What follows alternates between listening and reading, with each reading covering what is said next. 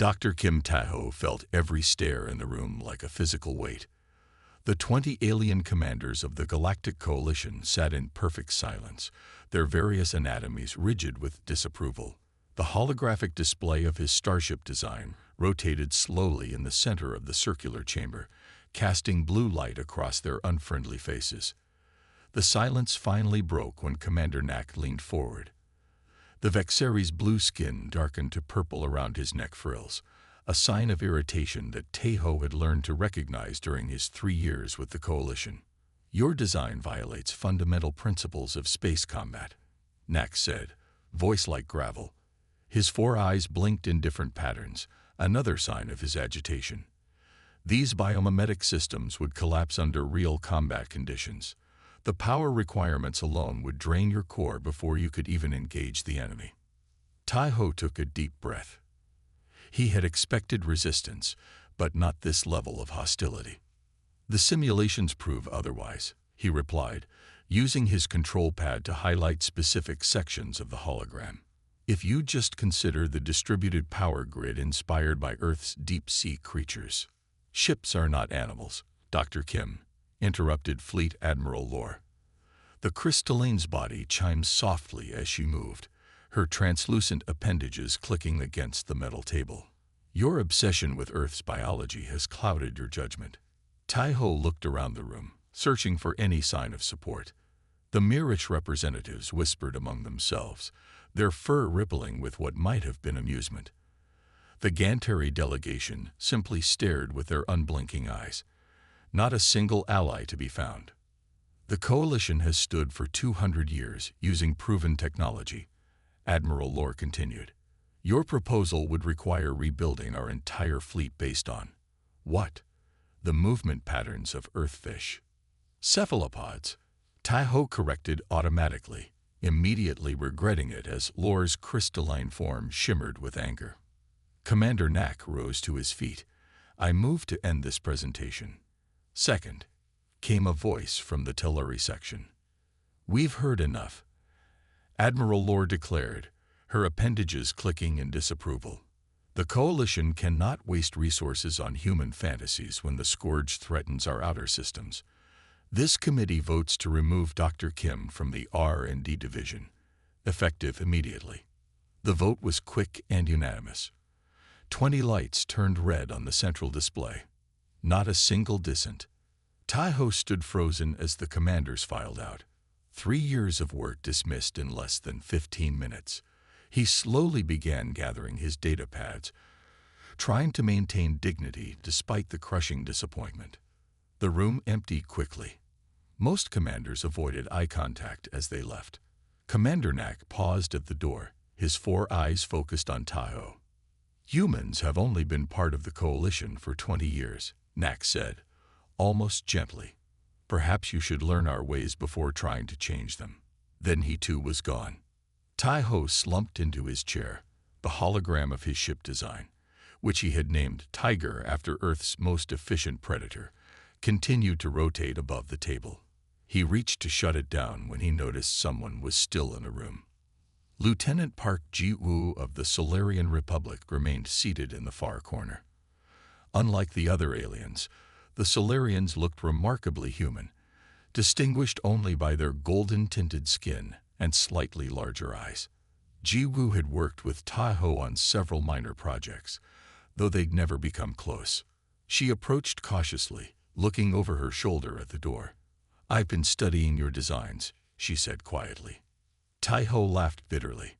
"Well, you're the only one who bothered." "They're afraid," Ji-woo replied. "The old commanders fear what they don't understand. And they don't understand humans yet." She sat beside him, her golden eyes studying the rotating hologram. "The thing is, Dr. Kim, we need something they don't understand. The Scourge has adapted to all our standard tactics." The Scourge, a hive mind species expanding rapidly from the galactic south. 3 colony worlds lost already. Taho had been following the reports with growing concern. "It doesn't matter now," he said, finally shutting down the hologram. "They've made their decision." Ji-woo glanced at the door again, then reached into her uniform pocket. Not everyone agrees with the command. She slid a small data chip across the table.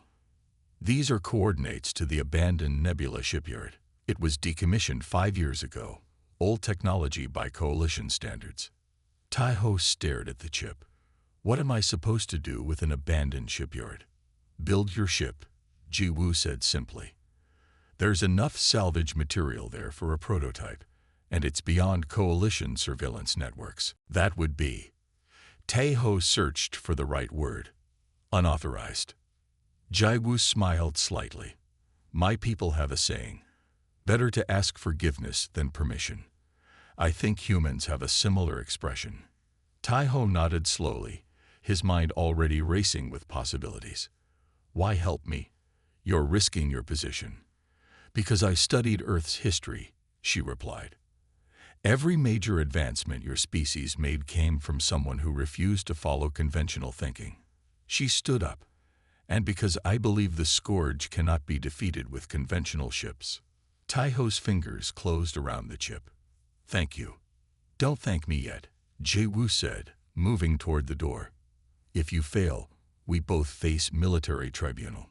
If you succeed, she shrugged. Well, that would be interesting to see.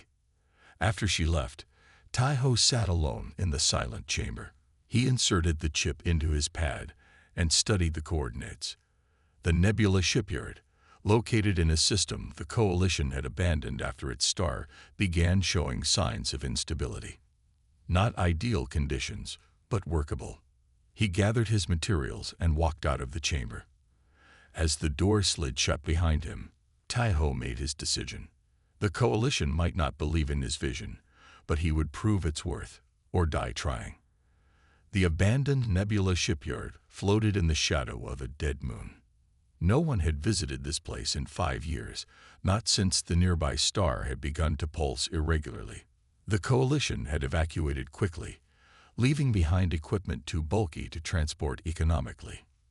For Tai-Ho, it was perfect. He guided his small shuttle through the massive entry port, where capital ships had once docked for repairs.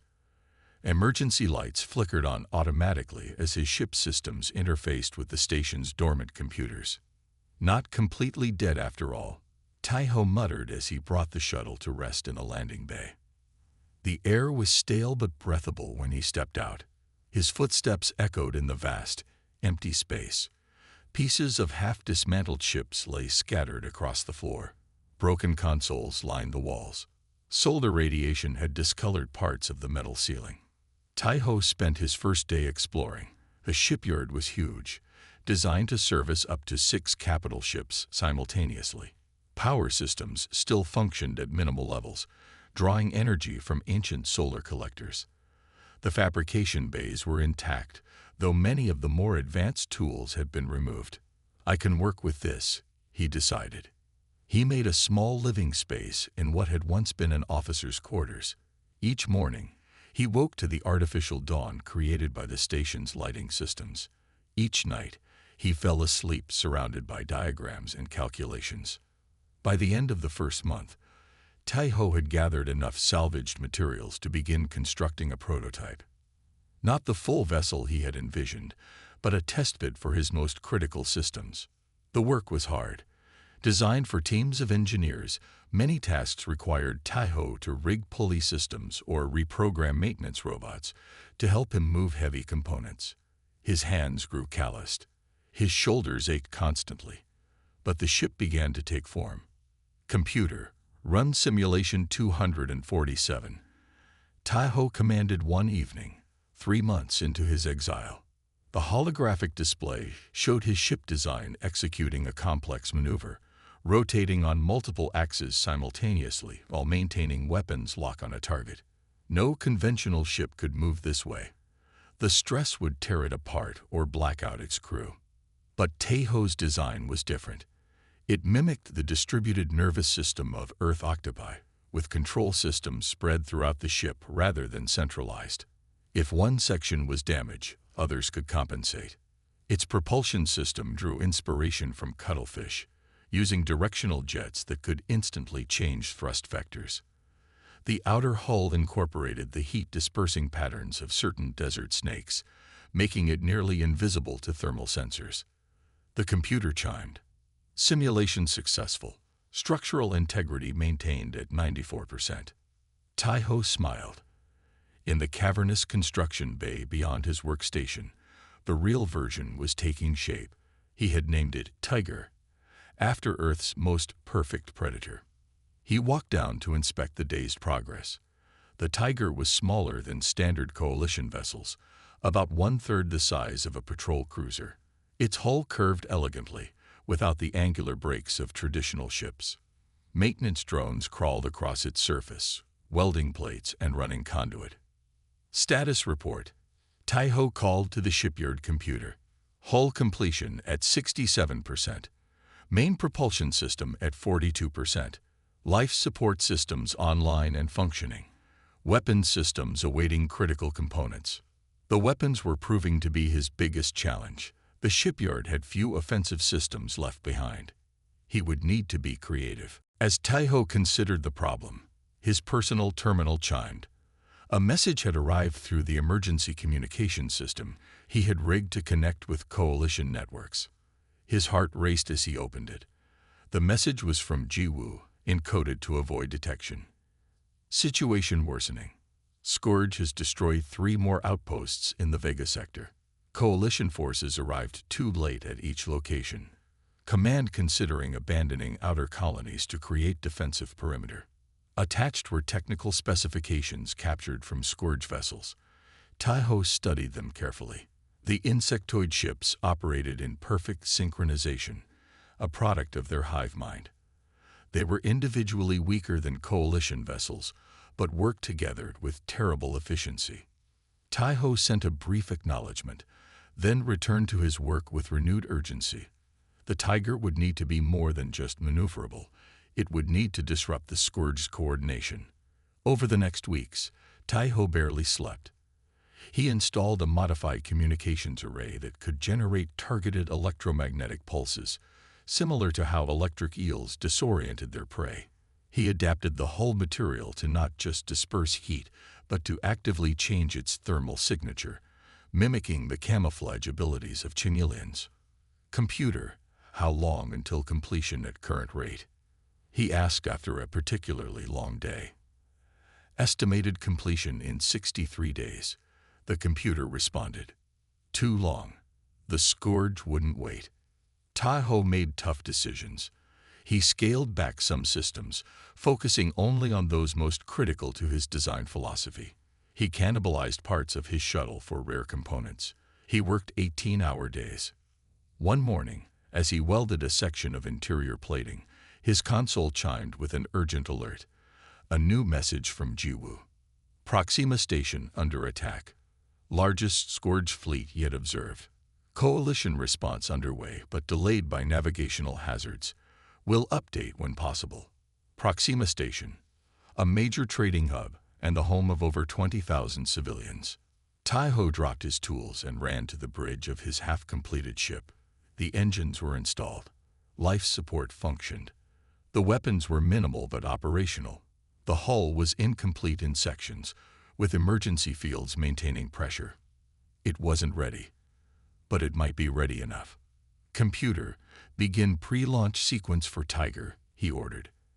And compose a message to Lieutenant Park Jiwoo of the Solarian Republic Fleet. As the ship hummed to life around him, Tai-Ho dictated his response. Prototype operational at minimum capacity. Requesting coordinates for Proxima Station. Assistance may be possible. We'll need crew. The Tiger might not be the vessel of his dreams yet, but perhaps it could still make a difference. Tai-Ho looked out at the stars through the main viewport and hoped he wasn't too late. Tai-Ho stared at the flickering hologram as Jiwoo's transmission struggled to maintain clarity across the vast distance. Her golden face looked drawn, her usually immaculate uniform disheveled. Proxima Station has fallen, she said, her voice cracking with static. 15,000 casualties. The coalition fleet barely escaped. Tai-Ho closed his eyes for a moment, letting the weight of those lives settle on him. 15,000 souls, gone. He had worked through the night to finish the essential systems of his ship after receiving her first alert, but it hadn't been enough. "There's more," Jiwoo continued, her image wavering. "The scourge is moving toward Harmony Colony. Mostly refugees, civilian evacuation impossible. Harmony Colony, a settlement established for those displaced by previous scourge attacks. Nearly 20,000 civilians, most of them already having lost their homes once." "How long?" Taeho asked. 36 hours. No coalition ships can reach them in time." She paused, and even through the poor connection, he could see the desperation in her eyes. "Command has written them off as a tactical loss." Taeho surveyed his ship. The Tiger was complete in its essential systems, but barely so. The outer hull still showed patches where emergency force fields maintained pressure. The weapon systems were cobbled together from salvaged parts. The engines had never been fired at full capacity. Untested, experimental, possibly unstable. "I can't promise anything," he said finally, "but I'll try." "There's one more problem," Jiwoo said. "You can't fly that ship alone." Taeho had designed the Tiger to operate with minimal crew, but she was right. Even with the automated systems, he would need at least 6 people to manage combat operations. "I need a crew," he admitted. Jiwoo nodded. "I anticipated that. I sent out discreet messages to certain individuals, people who might be willing to take risks. They should be arriving at your coordinates within the next few hours." "You're not coming?" Taeho asked, surprised. "I can't," she said regretfully. "I'm being watched after Proxima. My absence would be noticed immediately." Her image flickered more severely. "Someone's scanning communications. I need to go. Good luck, Dr. Kim." The transmission ended, leaving Taeho alone with his doubts. What had seemed like a bold scientific vision now felt like terrible arrogance. How could he expect to succeed where the entire coalition fleet had failed? But what choice did he have? 20,000 lives. He returned to the Tiger and began final preparations. The first shuttle arrived 3 hours later. To Taeho's surprise, the pilot was a Vexeri, the same species as Commander Nak, who had so vocally opposed his designs. "Officer Han." The Vexeri introduced himself, his blue skin darkening slightly in what Taeho had learned was their version of embarrassment. "Former weapons specialist, 5th Fleet. Discharged for tactical disagreements with my superiors." More shuttles arrived over the next 3 hours. A crystalline engineer named Dara, whose body chimed softly as she walked. A pair of Mirish navigators, Sun and Lee, their fur rippling as they examined the Tiger's unusual bridge layout. A Gantari communications expert called Nin, whose unblinking eyes studied Taeho with unsettling intensity. The most surprising arrival was a human, Dr. Yoon, a xenobiologist who had been part of the Coalition's medical division. "Jiwoo said you were building something revolutionary," Yoon explained. "I've been stuck treating Coalition diplomats for minor ailments. This seemed more interesting." The final shuttle brought 3 more volunteers, a Solarian tactical officer named Kang, another human engineer called Jin, and a Tillari sensor specialist who identified herself only as Ryu. 6 hours after Jiwoo's transmission, all 9 volunteers stood on the Tiger's bridge. They were a motley group, outcasts and misfits from 6 different species. Some had been forced out of the Coalition military, others had left by choice. All of them had something to prove. Taeho looked at each of them, aware of the enormity of what he was asking. "This ship doesn't fight like anything you've trained on," he explained. "It's designed to move in ways that conventional vessels can't. The controls will feel strange. The combat tactics are different. I can't even guarantee all systems will function as intended. If we're going to die, at least get to the point," Officer Han said, his Vexeri features unreadable to human eyes. Taeho nodded. "The Scourge is attacking Harmony Colony. 20,000 civilians. No coalition ships can reach them in time." "But we can?" asked Jin, the human engineer. "Maybe," Taeho admitted. If we leave now and push the engines beyond recommended limits. And if we succeed? Dara the crystalline engineer asked, her voice producing delicate chimes. If we succeed, we save 20,000 lives. There was a moment of silence as each considered the odds. Then, one by one, they moved to the stations Taiho had assigned them. I'll need 2 hours to understand these engines, Jin said, examining the controls. You have 30 minutes, Taiho replied. While you're doing that, everyone else will learn their stations. Officer Han, I need you to understand these weapon systems. They're unconventional. Unconventional how? Han asked. They're designed to disrupt rather than destroy, Taiho explained, to break the Scourge's hive mind coordination. The next hour was a blur of activity. Each crew member struggled to understand their station. The Mirish navigators chittered excitedly over the propulsion controls. Kang, the Solarian tactical officer, frowned at the combat simulations. This won't work against their numbers, Kang objected. We're still just one ship.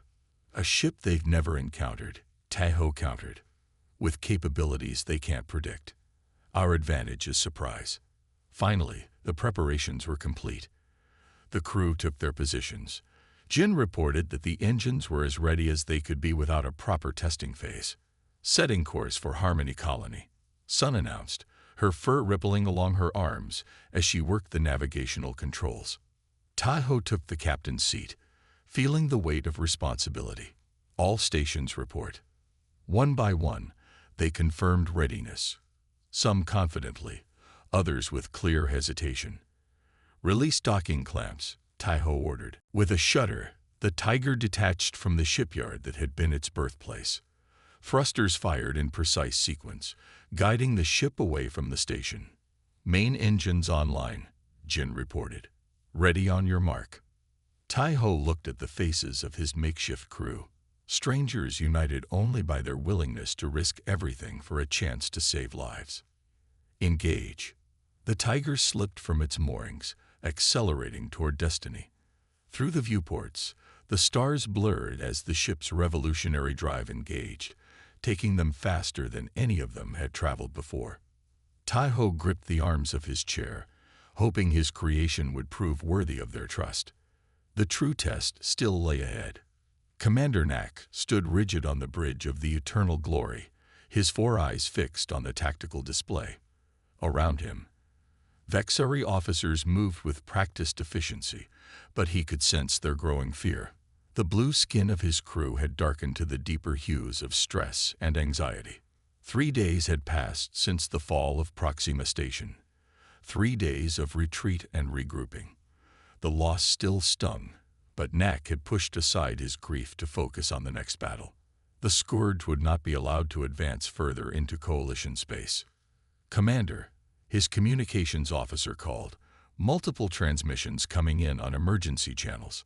Nak frowned. Source: Harmony Colony, sir, but the messages are confusing. Nak moved to the communications station. The officer's skin had turned almost purple with confusion, an unusual response for a trained Vexari. Play them, Nak ordered. The first message was fragmentary, filled with static. Unknown vessel engaged the Scourge at Harmony. Came out of nowhere. The second was clearer but no less bewildering. Unprecedented tactics. Ship appears to phase through enemy formations. A third voice, higher with excitement. They're retreating. The Scourge is actually retreating. Nak's skin rippled with skepticism. Sensor analysis. His sensor officer responded promptly. Harmony Colony still shows active, sir. Scourge energy signatures are moving away from the settlement. There is another energy signature present, but it doesn't match any known coalition registry. Survivors' exaggerations, Nak decided. Some patrol ship got lucky, perhaps exploited a weakness we haven't identified yet. He turned back to the main tactical display. Our orders remain unchanged. We intercept the main Scourge Armada at Epsilon Junction. His executive officer approached cautiously. Sir, if there's a new tactic that works against the Scourge, then we'll learn about it through proper channels. Knack interrupted. Not from panic, civilians. The Coalition's last major fleet cannot change strategy based on rumors. The executive officer stepped back, skin darkening in deference. Knack returned to studying the tactical display. 20 Coalition capital ships with their escorts, the largest fleet they had left. Against them, the Scourge had assembled over 60 vessels of similar size. The numbers were not favorable, but Epsilon Junction had to be held. Beyond it lay the core worlds. All ships, combat formation Delta. Knack ordered. Prepare for jump to Epsilon coordinates. The fleet moved with precision, a testament to centuries of Coalition military discipline. The Eternal Glory led the formation, its massive engines flaring as it created the jump point that smaller vessels would follow through. Space twisted around them. And then they were there, the Epsilon Junction, a nexus of natural space lanes that connected 4 major systems. The Scourge was waiting. Full scan, Knack commanded, his voice steady despite the sight before him. 73 Scourge vessels detected, reported the sensor officer, her skin paling to almost white. They've arranged themselves in an encirclement pattern. Sir. Knack felt his neck frills stiffen. The Scourge had anticipated their arrival point exactly. Impossible, unless. They've adapted to our standard response patterns, he realized aloud. Signal all ships. Break formation. Individual combat protocols. But the order came too late. The Scourge moved with their terrible synchronization, each ship anticipating the movements of the Coalition vessels before they executed them. Weapons fire converged on predictable evasion paths. Shield status. Knack demanded as the Eternal Glory shuddered under a concentrated barrage. Forward shields at 42%, and failing, came the grim response. Multiple hull breaches on decks 6 through 9. Knack watched in growing horror as his perfect formation disintegrated into chaos. Coalition ships, trained to fight as coordinated units, found themselves isolated and surrounded. The Eternal Glory, as flagship, had become the focus of the heaviest Scourge attacks. Another impact rocked the ship, throwing officers from their stations, shields failing. Life support compromised on lower decks, the damage control officer reported. Sir, we can't sustain this level of attack. For the first time in his long career, Knack considered the order to retreat. But retreat to where? The Scourge had encircled them completely. To leave now would mean abandoning half the fleet to certain destruction. Maintain position, he ordered. Concentrate remaining weapons on Sector 4, if we can create a breakthrough. Sir, the communications officer interrupted, his skin rippling with surprise. New contact appearing at the edge of the battlefield. It's broadcasting on Coalition frequencies. The main view screen shifted to show a small vessel entering the combat zone. Knack blinked all 4 eyes in confusion. The ship was unlike any Coalition design. Sleeker, with a hull that seemed to shimmer and change colors as it moved. More astonishing was its movement. The vessel didn't follow normal flight paths. It twisted and rotated in ways that should have torn it apart or rendered its crew unconscious.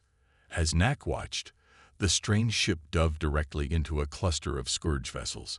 Instead of being destroyed, it seemed to dance between them, its weapons firing in strange patterns, not at the ships themselves, but at the space between them. The effect was immediate and bewildering. The Scourge ships, previously moving in perfect coordination, began to drift apart in disarray. This is Tiger to Coalition fleet, came a voice over the communications system, a voice Knack recognized with shock. Adjust formation to pattern Beta 9. We'll create an opening. Kim Tahoe, Knack whispered, his skin darkening with a mixture of emotions he couldn't name. His tactical officer looked up in confusion. Sir, there is no Beta 9 pattern in Coalition protocols. Knack watched as the Tiger continued its impossible maneuvers, creating growing chaos in the Scourge formation. Wherever it passed, the enemy ships lost their perfect coordination, colliding with each other or firing at empty space. In that moment, Nak made a decision that went against 3 centuries of military training. All ships, he commanded, follow the Tiger's lead. Concentrate fire where it creates disruption. Sir, his executive officer questioned, skin paling in shock. Sometimes, Nak said, watching the small ship that defied every principle he had defended, we must adapt or die. The Eternal Glory's engines flared as it turned to follow the path being carved by the Tiger through the Scourge formation. One by one, the remaining coalition ships followed suit. For the first time since the Scourge had appeared, Commander Nak felt something he had almost forgotten. Hope. In the vast expanse of space, a revolutionary moment unfolded. Tae-ho Kim stood on the observation deck, watching engineers examine the intricate systems of his groundbreaking spacecraft called Tiger. Beside him, Nak asked how he had anticipated the design that would change everything. Tae-ho's response was thoughtful and profound. He spoke about human history, how humans had evolved as hunters who understood survival against overwhelming odds. Their ability to adapt and fight even when outmatched was their greatest strength. This philosophy had guided his entire spacecraft design. The Coalition Council had been so impressed with Tae-ho's innovative approach that they commissioned an entire fleet based on his original concept. Engineers from 17 different alien species now worked together, collaborating and adapting his revolutionary ideas. 6 months after the initial prototype, Tae-ho found himself on the bridge of Tiger Ui, a larger and more sophisticated version of his original design. The new spacecraft represented hope and unity against the collective threat of the Scourge, an alien force that believed in a singular, unified mind. Standing before his new crew, Tae-ho explained their fundamental advantage. While the Scourge saw strength in uniformity, their team drew power from diversity. Each member brought unique perspectives, creating a dynamic and unpredictable fighting force. Commander Nak, who had transformed from an initial skeptic to a key tactical officer, stood nearby. Though still adjusting to his new leadership role, he had become an integral part of Tae-ho's vision. When Tae-ho asked if he was ready for their first patrol, Nak responded with what passed for a smile in his species, a gesture of both respect and readiness. As they prepared to launch, the spacecraft represented more than a technological marvel. It symbolized collaboration, innovation, and the collective spirit of different beings united against a common challenge. Their journey was about to begin, carrying the hopes of multiple civilizations into the unknown depths of space.